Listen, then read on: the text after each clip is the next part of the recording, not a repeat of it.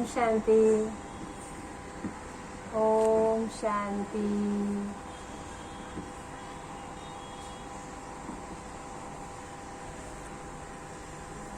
जैसे हम पुरुषोत्तम मास की बात सुन रहे थे कि पुरुषोत्तम मास अर्थात अधिक मास, इस अधिक मास के अंदर जैसे हम लोग ये मास जब आता है तो हर व्यक्ति के अंदर एक बात शुरू हो जाती है कि हर व्यक्ति को अपने जो भी कर्म है वो कर्म करते हुए हर एक को एक बात याद रहती है कि हमको कोई ना कोई श्रेष्ठ कर्म करना चाहिए, पुण्य कर्म करना चाहिए। और वो एक समय देने के लिए ये पुरुषोत्तम मास आता है। वैसे देखा गया है तो पुरुषोत्तम मास की कोई सारी कहानियाँ हैं, कोई सारी कथाएं हैं, कोई सारी बातें हैं, लेकिन हम ये जो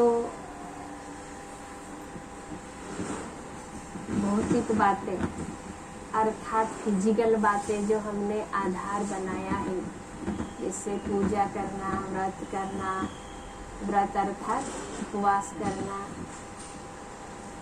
तो उपवास का अर्थ क्या होता है? उपवास का अर्थ ये है कि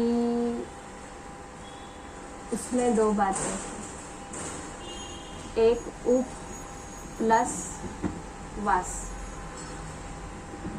एक उप अर्थात ऊपर वाले को याद करना, ऊपर वाले ईश्वर को याद करना, और दूसरा उप अर्थात नजदीक रहना,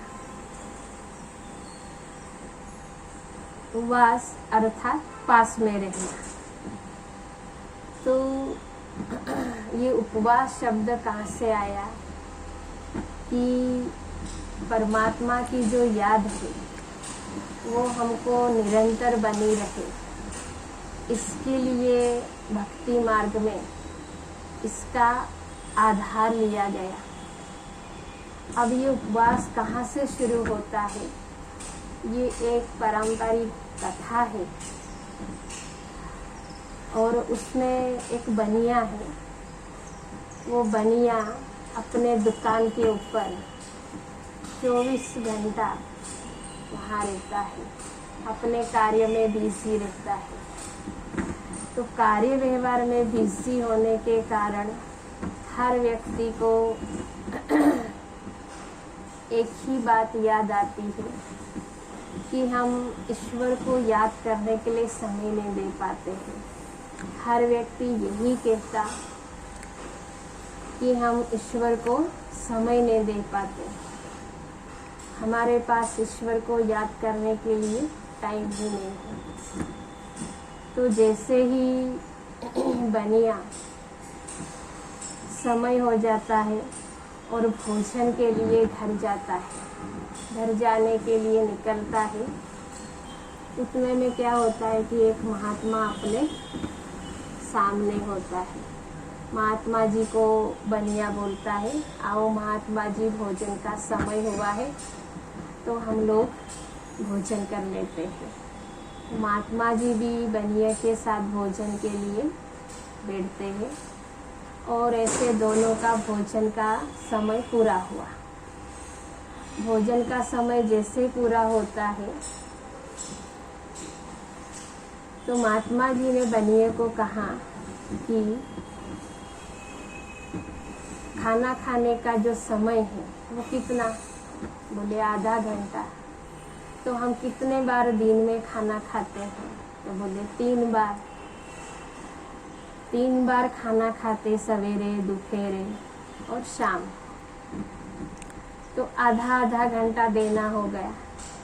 अगर इस कलयुग के अंदर अगर हम ईश्वर को याद करने के लिए समय नहीं दे पाते हैं, तो हफ्ते में ही सही, 8 दिन में ही सही, अगर हम एक समय का भोजन ना करें तो बनिए ने कहा कोई बात नहीं, ठीक है, एक बार नहीं भोजन किया तो हो सकता है। फिर महात्मा जी को लगा